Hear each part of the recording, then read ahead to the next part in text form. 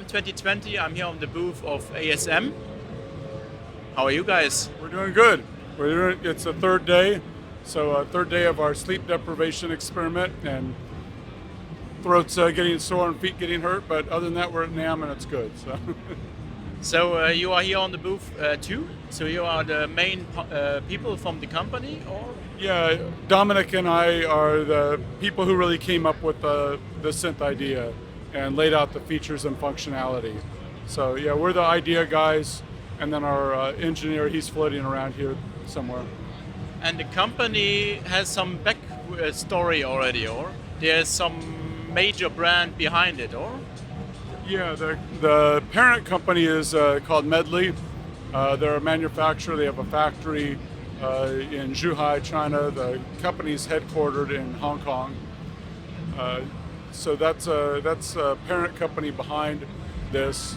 We basically head up this brand and kind of dictate what its future and where it's going to go, the direction for it. But this guy is already known in the industry from the NAMM shows. You were part of Arturia, former Arturia, now you are ASM.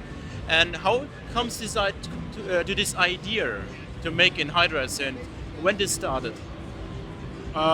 It started probably in 2017. Dominic probably started the project in probably summer 2017.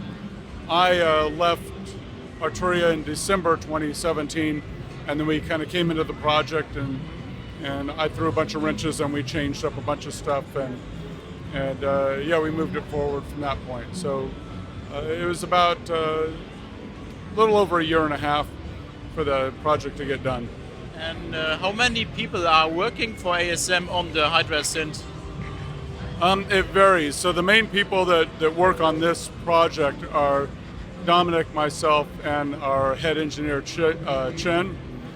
But Chen has other engineers that he can pull in and use at different times. Also, then we used other aspects of the factory, like when we built the key bed, they have engineers that we were able to basically borrow engineers at different times. But the core of ASM from product development is myself, Dominic, and Chen Jijun. And you are already part of Mideli, or are you? I was part of Medley before, and I've been talking to the management about synthesizer ideas, and yeah, that happened eventually. And how comes the idea to making a digital synthesizer, not an analog? Because people are crying for poly-analog, and what makes your decision to jump on this digital adventure?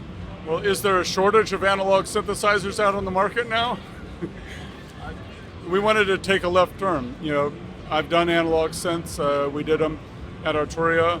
Analog's wonderful. I've got many vintage analog synths, but I kind of felt like, yeah, it's time for a different sound, and kind of bring out some of the cool aspects of the digital sounds in the 80s, but take them to the next level of where they can be, you know, in the 2020s. And I think the Hydrasynth shows nicely where we are at 2020 with digital synthesis. And because format was always Blofeld, Novation, Waldorf Blofeld, Waldorf and more, and you are now probably top line digital synths, you know. If you would go now excluding Korg, the workstations or so, but real synthesis, deeper synthesis. Yeah, the idea is that this is, we want it to be a true synthesizer. It's not meant to, we don't have piano sounds or anything like that. It's a synthesizer. And who's coming with the idea of the synthesis type you are using for this synth? So who has this idea? Doing the wave morphing aspect of it. Was that you or was that Chen? I think Chen started. Chen, I think our engineer came up with the way to do the wave morphing between the different waveforms. So after that, then we brought in things like, we wanted to do FM, we wanted to do pulse width modulation on every waveform. Chen came up with 3 different ways to do it. It's Dominic and I get to kind of come up with ideas that we want, and then we give it to the engineering team and say, hey, can you do this? And so far they've said yes on everything. So. And what was for you the most important factors for the synth, which you absolutely want to have in the synth? for me, it was Poly Aftertouch keybed. Yeah. That was the thing that to me would set it apart from anything else in the marketplace. Many developers doesn't make it, and you make it. How difficult is it? Was it so successful or good because you have this background of Mideli making already keyboards for the mass production? Was that a big plus already? Yeah, I mean that's a big aspect. To build a keybed is very expensive to do the tooling. You want to tool a keybed, you might spend $250,000. And if you do it wrong, you spend $250,000 again and then again. So having a company that's built keybeds for 20, 30 years, they know a lot of this stuff. So it was basically me saying, yeah, this is what we want to do. We tried 3 different technologies to do it. There's multiple ways to do Poly Aftertouch. It's not a difficult technology, but getting it to feel right is very difficult, and getting the response correct is very difficult. You know, the demon's in the details in this case, and getting those details right is the difference between one that feels good and one that is unplayable. And how long do you develop on this Aftertouch keyboard? I imagine it takes a lot of time to improve it, to get it to this level where we are now. Yeah, well, you know, I started in December 2017, and I think I started proposing the idea in January or February afterwards. And so we started working out ideas from that point on. You know, we did a few different iterations, we tried a few different technologies, but the engineering team is really good, and they were able to nail it pretty quickly. But you have also on your desktop version Polyphonic Aftertouch. Yes. So your pads have the same technology. Yeah, it's a little bit different. You know, it's a typical pad FSR type of technology. But yeah, we put the pads on the module because most modules don't have a way to play them. You have to hook them to something, and that's always annoying to me as a sound designer. I just want to make some sounds while I'm turning knobs, and if you're having to do it like this, it's not a lot of fun. So we put the pads on the front panel. So that was already in the development fixed in your planning to making desktop synths on top of the keyboard version. That kind of came a little bit later in the process. We wanted to be able to talk to all the customers, and the guys who buy the desktop is a very different market than the people that buy the keybed. So, you know, if you look around at all the modular stuff around here, there's a lot of those users that they don't care about keys, and plain pads is what they come out of. So yeah, we wanted to be able to capture both aspects of the market. Once we figured out the PCB sizes and things like that we could mechanically do it, then we opened up that path and we released them at the same time. So on the NAM, I heard you put MPE on it. You put MPE support on it. Oh yeah. Why you take it so long, but later in an update and not already in the first version? Like, does it take more time to develop? Yeah. Well, I mean, it wasn't so long. I mean, we started shipping in December, and it's January when we have it, so it's not like 3 years later we added it. But it was actually in our spec going back over a year. But when you've got a list of 1,000 things to get done in a project, you have to sit there and prioritize what do we have to get done and what can be done later. So we've still got a long list of features that we want to add. Ideas are cheap and easy. This man is smiling. Yeah. What we can expect from NAM 2021? A complete different synth? We're not going to say what we're going to do, but. So and for you, it's what was the main part? What do you want to have in this synth? Well, I think we're doing instrument. Musicality is the most important aspect. So we tried hard to make the expressions work well with our own engine. So like the Polyphonic Aftertouch and Ribbon, yeah, this is the most important thing. Especially when we give it to musicians, players, we can see them really getting into it and getting the music out of them, have their creativity flow. So that's the most important thing for an instrument to me. Was for you as developer, because you have experience with keyboards, but not with synthesizers so far, so that much.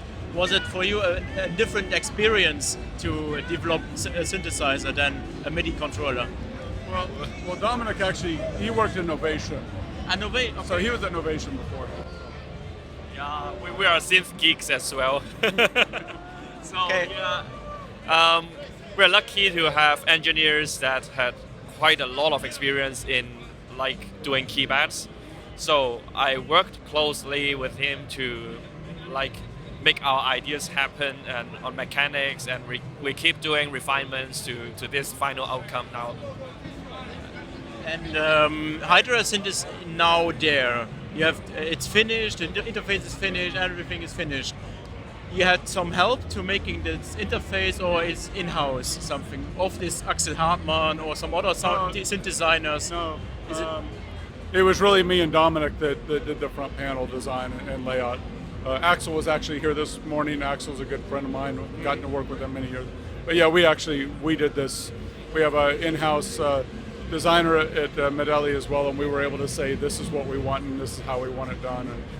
And for me, one of the key parts, the two parts in Hydrasynth was fascinating a lot.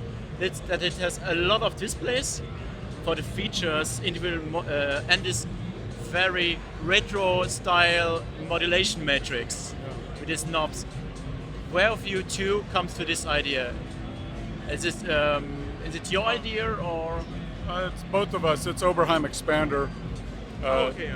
Oberheim Expander, yeah. In fact, one of my heroes, Marcus Ryle, who was one of the main guys on the Expander project, he was here about 15 minutes ago, and so I got to take him through and show all the Expander references, and so he thought that was wonderful. But Dominic owns an Expander, I own an Expander. We both have like tons of gear, and so you'll find influences from all kinds of stuff. And the Hydrasynth is based on wave morphing synthesis. Is it not described as wavetable, right? No, we don't like wavetable. To me, always connotates that you've got a preset waves that scan from one sound to another, and ours you can set up. You can build your own with putting in 8 different waves on a point and scan through them. So wavetable, to me, typically describes something like a virus or a Blofeld or something where you've got pre-made wavetables, and because you can set up your own on it, yeah, that's why we kind of call it wave morphing, just to differentiate it. And how would you describe it? With wave morphing is something not so usual in the digital synthesis area now, because there are many wavetable synths or more virtual analog stuff. How would you describe it from the sound-wise? From the sound voice, you know what it reminds me of is like the old PPG with the wave term. PPG with the wave term, or even I think the Fairlight Series 2 could do this in the 80s. Of you had a number of slots and you could put different waves in the slots and then move through the wavetable that way. So it's very much kind of a similar thing as that. It just gives you a lot more context. If you're trying to go from a saw wave to some kind of a digital wave, yeah, you've got 64 or 128 points in between, but you're really going from this to that. Okay. And with ours, you can go from this to that, to that, to that, to that, to that, to that, and then modulate separately throughout the thing over time. It gives you a lot more options. I think somebody online calculated it, and I didn't know what the number was. It was the number above quadrillion, but it was like 4.23 bazillion, I think is what the numbers are. And the waves are fixed in the synth, right? What Yes, I understand.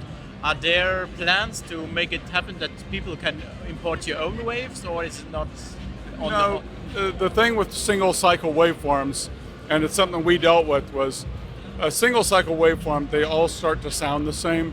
The harmonic structures start to get very similar. So whether you take a single cycle from a piano or from a motorcycle, a single cycle can kind of start to sound the same. So putting your own waves in, it sounds like, oh, that's a great idea, but in reality, we cut the waves down from 500 and something, because as we started doing harmonic analysis, it's like, oh, there's like less than 1/10 of a difference between this wave, this wave, this wave, and this wave. So it sounds like a great thing, but 219 waves gives you a whole lot of. You'll have a lifetime of creating different wave morphing situations. That sounds like a very interesting new digital synthesizer. I think we will see a lot of new features also, as he's smiling keeps it's let's see. And that people know the desktop version is equal to the keyboard version. Yeah, they're the same exact engine. No difference in the engine. Just the keyboard and the pads. Just the form factor. And a bit cheaper. Yeah. Customer size, what do you think? What you get? People are more the keyboard or? Yeah.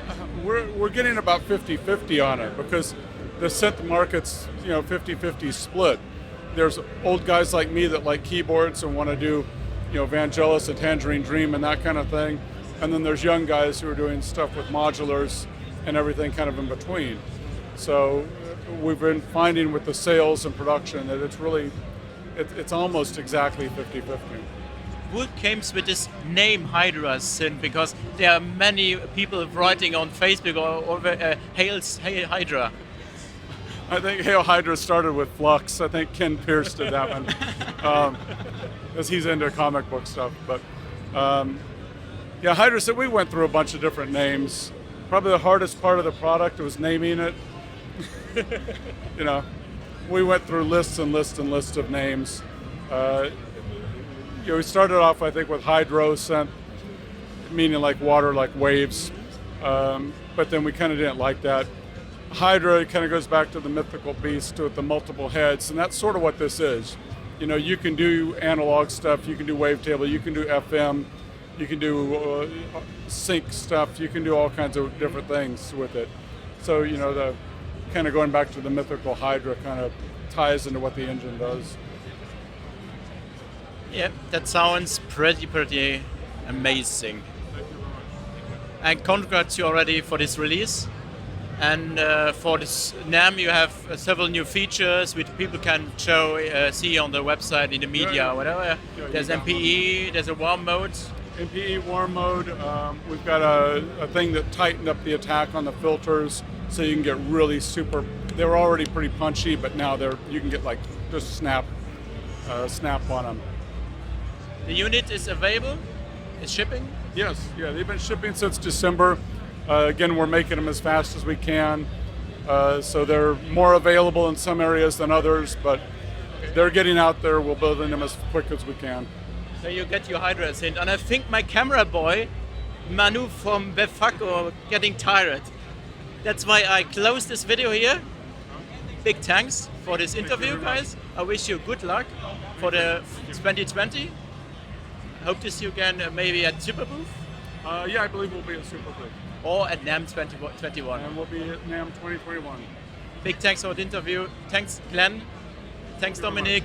Thank you, Good luck. And I hope to see you again in one of the next videos. Bye. And thanks, Manu.